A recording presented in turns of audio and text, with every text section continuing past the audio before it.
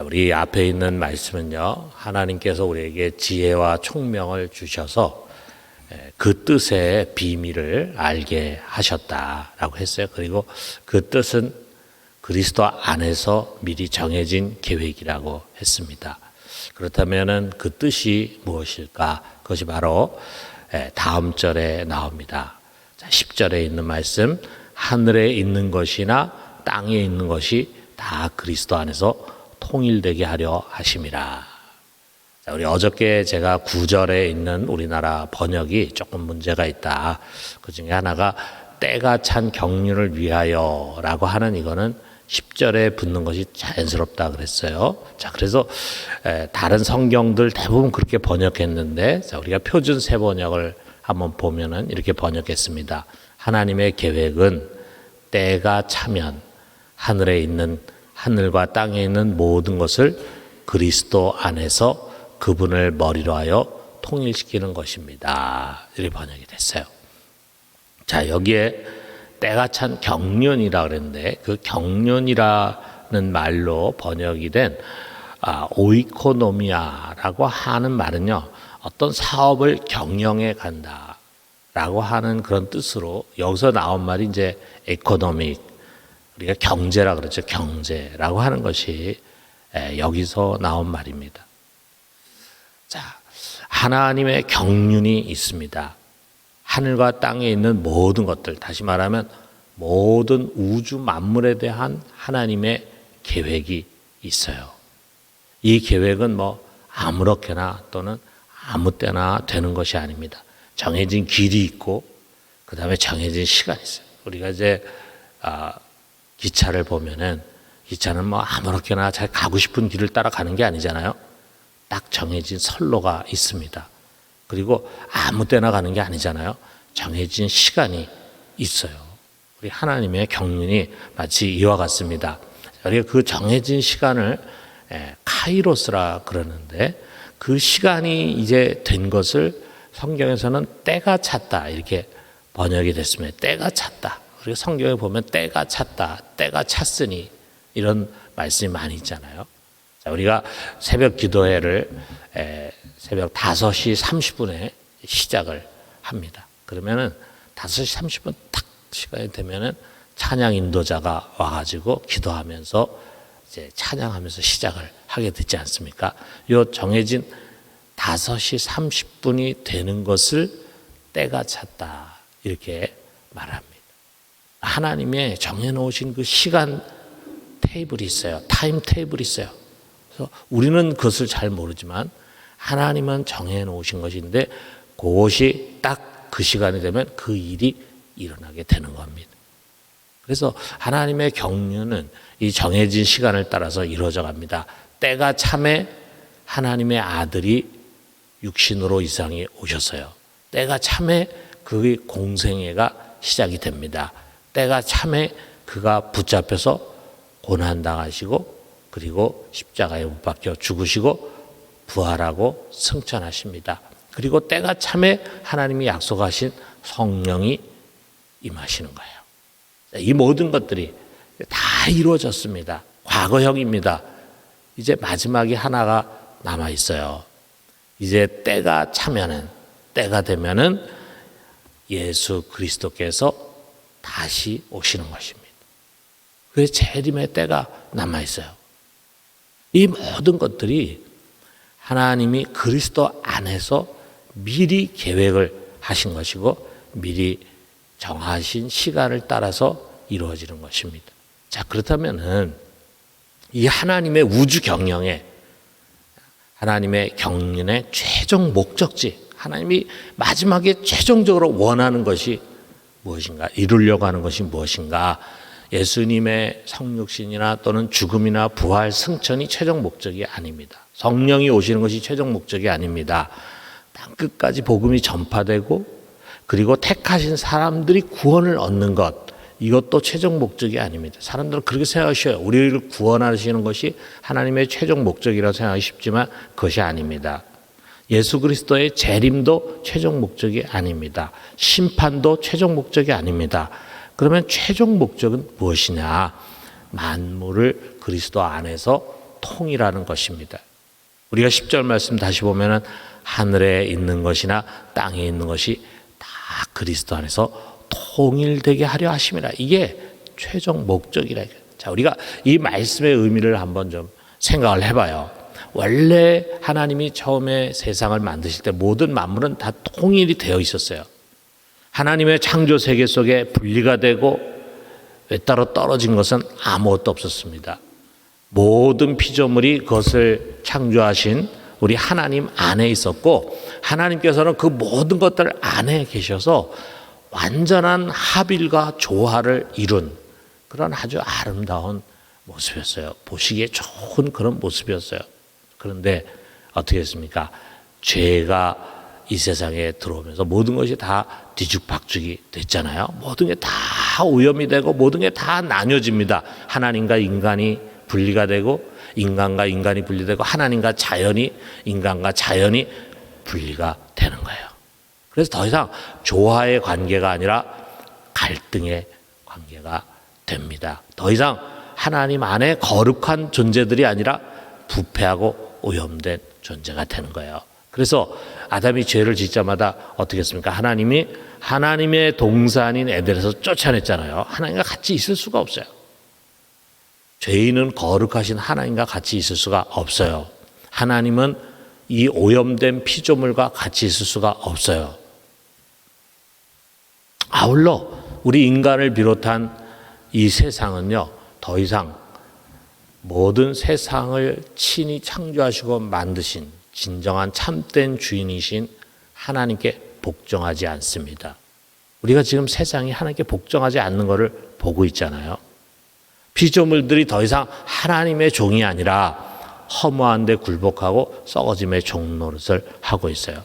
자, 로마서 8장 21절 보니까 그 바라는 것은 피조물도 썩어짐의 종 노릇한 데서 해방되어 하나님의 자녀들의 영광의 자유에 이르는 것이니라. 그러니까 이 피조물들도 지금 함께 탄식하며 함께 신음하고 있으면서 정말 이 썩어짐의 종 노릇에서 내가 빨리 해방돼서 나는 이제 다시 하나님의 종으로 들어가야 되겠다. 그 안에서 자유함을 누리고 싶다라고 하는 탄식이 그들 속에 있다 이거죠. 여러분, 이건 정상이 아니잖아요. 이것은 원래 하나님의 창조의 뜻이 아니잖아요. 그렇기 때문에 하나님은 다시금 그의 창조 세계를 회복하고 그와 하나가 되려고 하십니다. 이것을 위해서 계획을 세우셨어요. 그것이 바로 하나님의 경륜입니다. 그래서 그의 창조 세계에서 죄를 몰아내는 거예요. 이것을 위한 첫 번째 단계가 뭡니까? 하나님의 아들 예수 그리스도가 육신으로 세상에 오시는 거예요. 그래서 그의 피로 말미암은 속량을 통해서 우리 인간으로부터 죄를 없이 하는 것입니다. 이것을 통해서 우리 인간의 영혼은, 우리 그리스도인들의 영혼은 완전히 속량이 됐어요. 그런데 우리 몸은 아직 속량이 되지 못했고 이 물질 세계는 아직 속량이 되지 못했어요. 속량이 되지 못했다는 것은 아직 여전히 죄가 있다고 하는 이야기예요. 그렇기 때문에 하나님 두 번째 단계를 계획하십니다. 이제 때가 차면은 하나님의 아들 예수 그리스도께서 다시 오시는 것입니다. 두 번째 오실 때는 초라한 나사렛의 마구간에 태어나는 것이 아니라 왕으로 큰 권능과 영광 중에 오십니다. 천사장의 호령과 나팔 소리로 임하십니다. 그때 우리 믿는 성도들은 영혼뿐만이 아니라 몸의 속량도 이루어지는 거예요. 그래서 거룩한 몸, 죄가 없는 몸으로 부활하게 됩니다. 그리고 하나님께 복종하지 않는 것들 있잖아요. 복종하지 않는 사람들뿐만 아니라 복종하지 않도록 뒤에 조종하고 있는 마귀, 귀신들, 이런 영적 존재들, 이런 것들이 이제 심판을 받게 되고 우리가 그것을 최후 심판이라고 그러죠. 그래서 그 최후 심판의 결과 마귀와 그와 함께한 자들이 불못에 던져져요.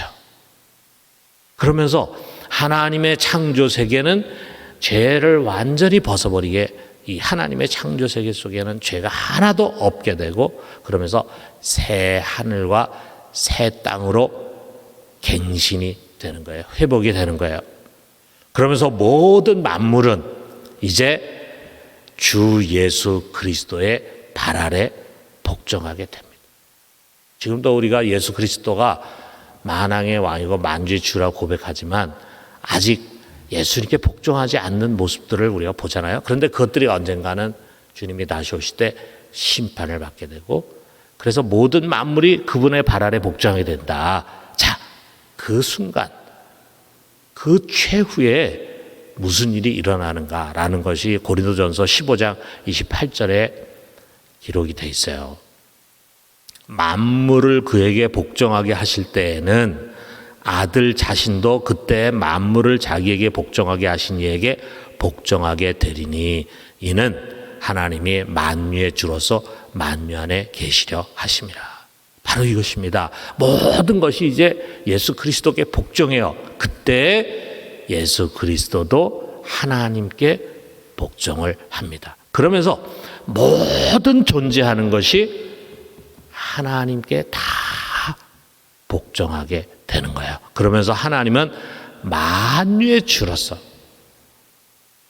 회복하시고 만유 안에 거하시는 거예요. 왜? 만유가 이제는 죄가 없는 거룩한 것이 되었기 때문에 하나님 그 안에 함께 거하시게 되는 것입니다. 그래서 만물이 그리스도 안에서 하나님과 하나가 되는 것입니다.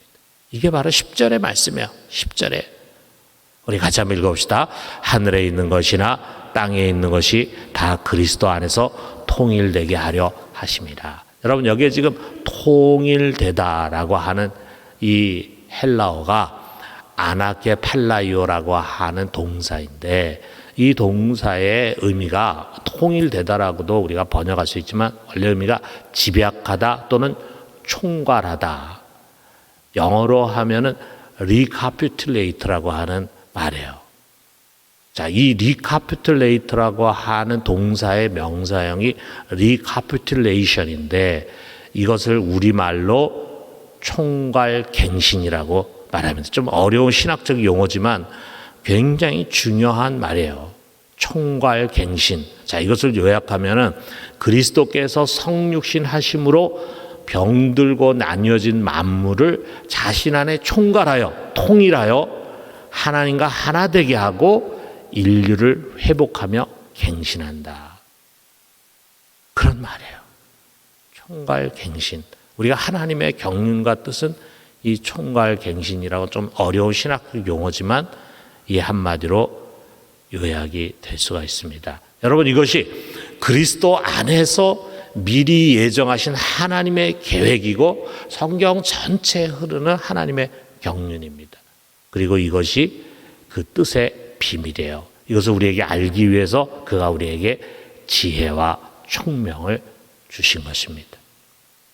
사랑하는 성도 여러분, 하나님의 경륜, 반드시 이루어질 그 일, 그리고 이 모든 것의 마지막, 총괄갱신의 마지막은 우리 하나님께서 모든 만유의 진정한 왕이 되시는 것입니다. 만주의 주가 되시는 것입니다. 하나님만이 왕이십니다. 그만이 왕이 돼야 되고 그만이 찬양과 영광을 받기에 합당하신 분이십니다. 그렇기 때문에 우리 주기도문의 제일 마지막이 무엇으로 끝납니까? 나라와 권세와 영광이 아버지께 영원히 있사옵나이다. 아멘. 여기서 끝났잖아요. 여러분, 우리는 오직 하나님께만 순종하고 하나님께만 영광 돌리는 그러한 그리스도인들 되기를 주님의 이름으로 축원합니다.